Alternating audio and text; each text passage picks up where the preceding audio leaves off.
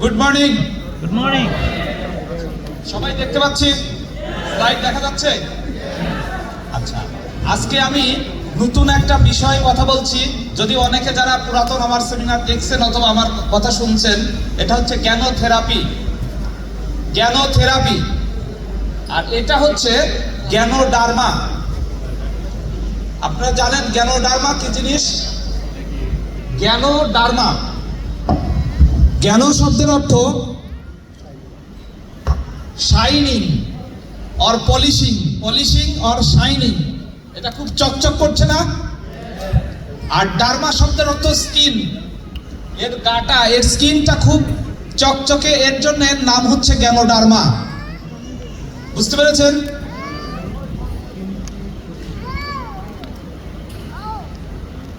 আজকে যার ছবি দেখাচ্ছি ইনি মহাত্মা হ্যানিম্যান। যেহেতু আমি ডাক্তার, আমি ওনাকে স্মরণ করি সব সময়। আর আমাদের ডাক্তার লিম শিওজিনের যে ভিউ অথবা থিম হলিস্টিক অ্যাপ্রোচ, ওনার অ্যাপ্রোচ ঠিক সেম। ওনার একটা কথা ছিল যে physicians high and only mission to restore the sick to health to cure. চিকিৎসকের একমাত্র এবং মহান পেশা হচ্ছে মানুষকে স্বাস্থ্যে ফিরিয়ে দেওয়া, এটা ওনার কথা। এখন আমরা বলি হেলথ কি জিনিস। হেলথ, ওয়ার্ল্ড হেলথ অর্গানাইজেশন হেলথের একটা ডেফিনেশন দিয়েছে।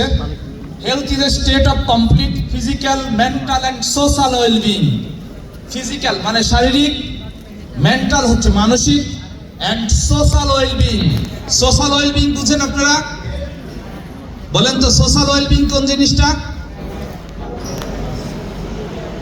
ফিজিক্যাল তো বুঝি যে আমি সুস্থ আছি, জ্বর নাই, পেট ব্যথা নাই, মাথা ব্যথা নাই, দিস ইজ ফিজিক্যাল।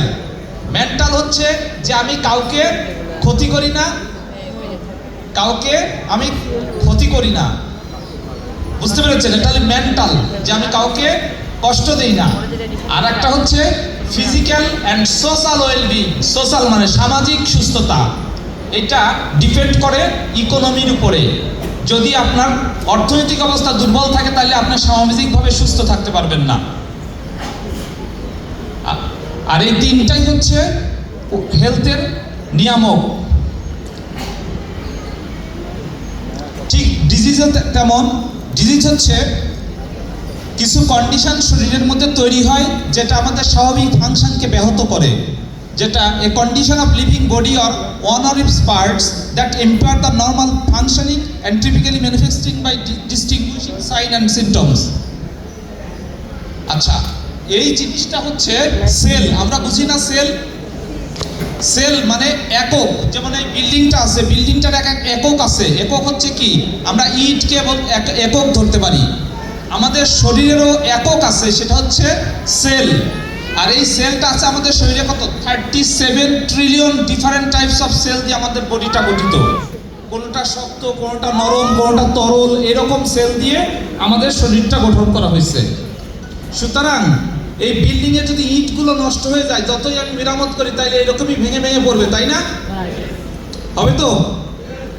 ঠিক তেমনি যদি আমার সেলগুলো নষ্ট হয় তাইলে কিন্তু আমার শরীর সুস্থ থাকবে না। সুতরাং যখন সেলগুলো অসুস্থ হবে তখন আমি অসুস্থ হব, মানুষ অসুস্থ হবে। আর যখন সেলগুলো সুস্থ থাকবে তখনই আমরা সুস্থ থাকব। এখন কোশ্চেন, যে সেলগুলো কি করে অসুস্থ হয় আর আমি কি করে আনহেলথি হয়ে যাই? এর অ্যান্সার হচ্ছে খুব সহজ। আমরা সহজ ভাষায় বলি টক্সিন এবং ইমব্যালেন্স, এগুলোর জন্যই আমরা অসুস্থ হয়ে যাই। টক্সিন বলতে বিষ। বিষ বুঝতে পেরেছেন তো? ওই যে ছবি আছে বিষ, এই বিষের জন্য আমরা অসুস্থ হয়ে যাই। আর এই বিষটা অনেক রকম আছে। একটা হচ্ছে এক্সোটক্সিন, একটা হচ্ছে এন্ডোটক্সিন। শরীরের ভিতরে কিছু বিষ তৈরি হয় আর আমরা বাইরের থেকে কিছু বিষ খাই। এই দুইটার কারণে আমাদের বডিতে কি হয়? ইমব্যালেন্স তৈরি হয়। আলটিমেটলি পরবর্তীতে আমরা অসুস্থ হয়ে যাই। এগুলো কি টক্সিন নাকি?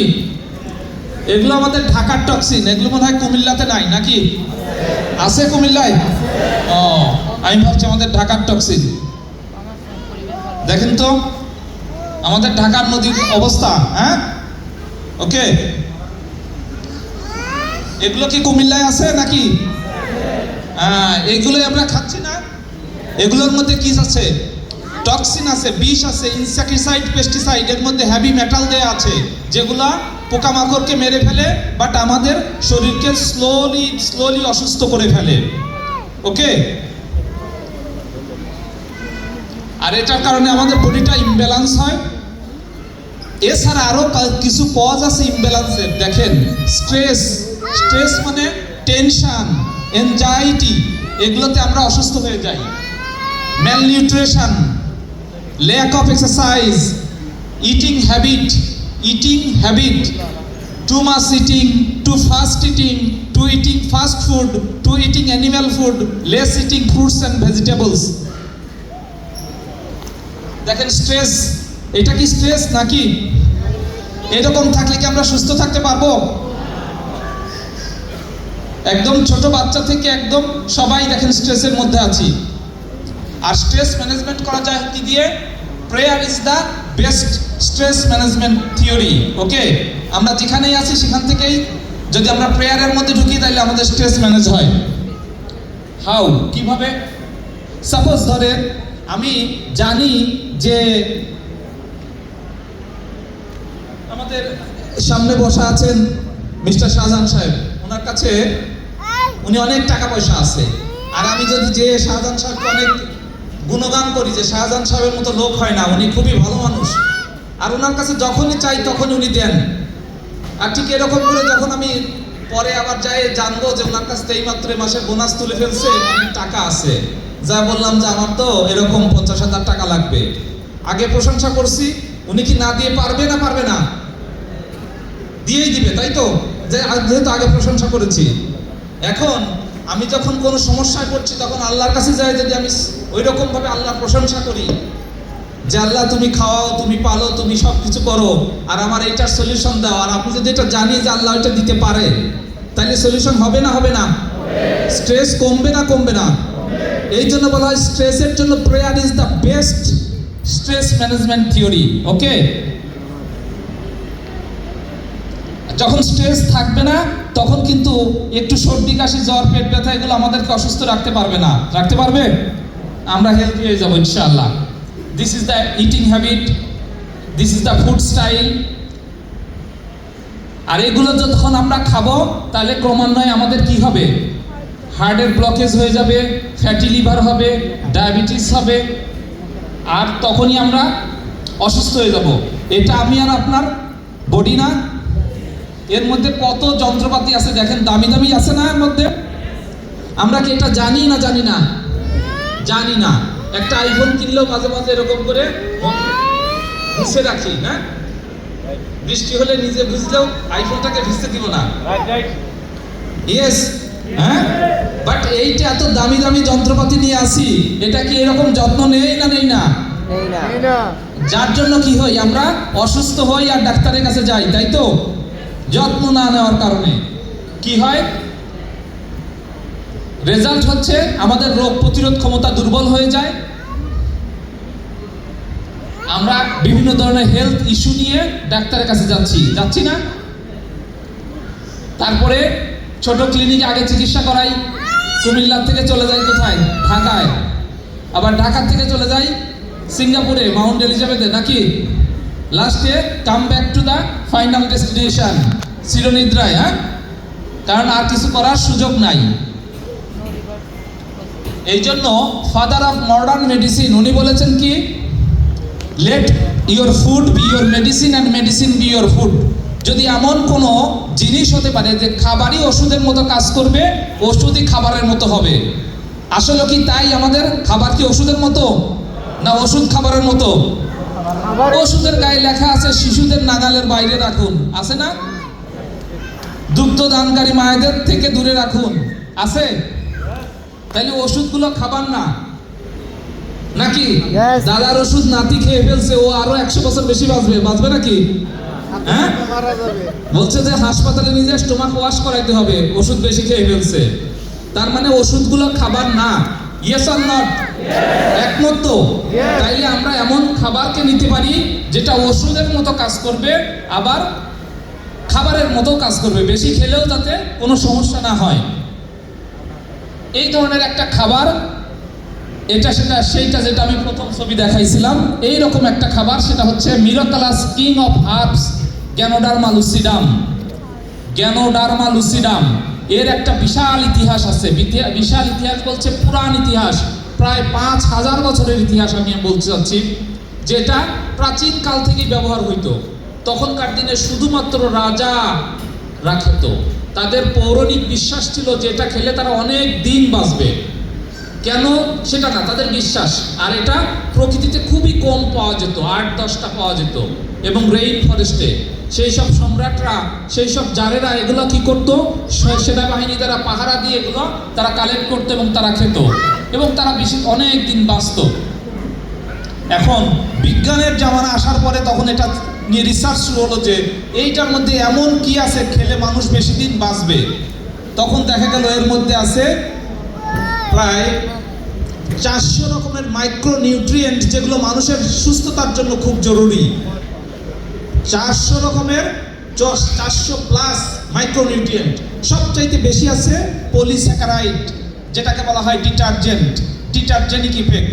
শরীরের ভিতরে সমস্ত টক্সিনগুলোকে বের করার ক্ষমতা, শরীরের সমস্ত টক্সিনগুলোকে বের করার মতো ক্ষমতা এর মধ্যে আছে, সেটার নাম হচ্ছে পলিস্যাকারাইড।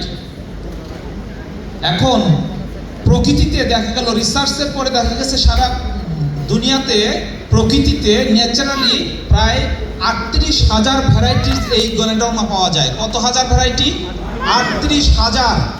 অনলি 2,000 ভ্যারাইটি হচ্ছে খাওয়ার যোগ্য, বাদ বাকি 36,000 ভ্যারাইটি হচ্ছে অত্যধিক টক্সিসিটি সম্পন্ন। তাইলে 2,000 প্রজাতি হচ্ছে খাওয়ার যোগ্য। আউট অফ 2,018 আর ভেজিটেবল মাশরুম, যেগুলো আমরা চাইনিজ রেস্টুরেন্টগুলোতে অথবা ভালো ভালো রেস্টুরেন্টে অথবা বাসাতে আমরা খেয়ে থাকি, এগুলোর সংখ্যা 1800। আর বাকি 200 হচ্ছে মেডিসিনাল প্রপার্টিজ সম্পূর্ণ, যেগুলো মানুষের সুস্থতার সাথে সম্পর্কযুক্ত। এই 206টার কালার হচ্ছে টকটকে লাল। বাট এই 6টা কালারের মাশরুমকে ডাক্তার লিম শিওজিন উনি 10 ইয়ার্স রিসার্চ করেছেন এর উপরে, এবং একটা মাশরুমে নিয়ে আসছেন যেটা হচ্ছে ডিএক্সএন গ্যানোডার্মা লুসিডাম। 6টার গুণ একটাতে, এটা কি আনা সম্ভব না? সম্ভব না। আমি একটু বলি যে আমরা বেশ কয়েক বছর ধরে আমরা কি করছি, বাড়ি 4, 5, 6, 7, 8, 9, 10 পর্যন্ত আম পাচ্ছি না? থাইল্যান্ডের একটা আম, বাংলাদেশের একটা আম, 2টা আমের একটা দেরিতে ফলন করবে, সাইজে বড় হবে, আঁশ থাকবে না, মিষ্টি হবে, পচবে না, পোকায় ধরবে না, এই ধরনের ক্যারেক্টারের আম নিয়ে এসে আমরা একটা আম তৈরি করেছি না? দিস ইজ দ্য রিসার্চ করে আমরা আনছি। ডাক্তার লিম শিওজিন উনি 6টা মাশরুমকে, 6টা মেডিসিনের মাশরুমের মধ্যে সর্বোচ্চ মেডিসিনাল প্রপার্টিস থাকে, এই 6টার গুণগুলোকে উনি একটা মাশরুমে আনছেন, যেটা হচ্ছে laboratory mushroom, not wild mushroom. This is the cultured mushroom in laboratory, যেটা প্রযুক্তি ডাক্তার লিম শিওজিনের হাতে। তাই এই ধরনের মাশরুম উনি কি করছেন, আমাদের হাতে এনে দিচ্ছেন। 6টা মাশরুমের গুণাগুণ একটার মধ্যে। This is the Ganoderma lucidum, DXN Ganoderma lucidum.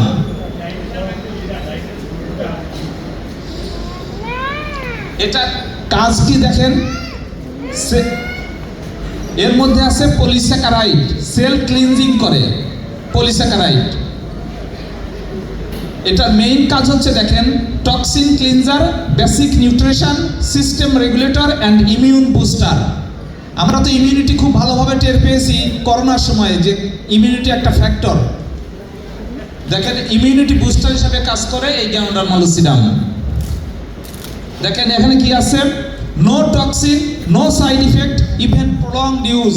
আমি অনেক দিন ধরে খাচ্ছি, অনেক ওষুধ আছে যে ডাক্তার বদলাই দেয়, বেশি দিন খাচ্ছেন আপনার শরীর খারাপ করবে আর একটা ওষুধ দেয়। বাট এটাতে বলছে no toxin, no side effect, even on prolonged use, overall normalizing function, not specified for any disease or organ.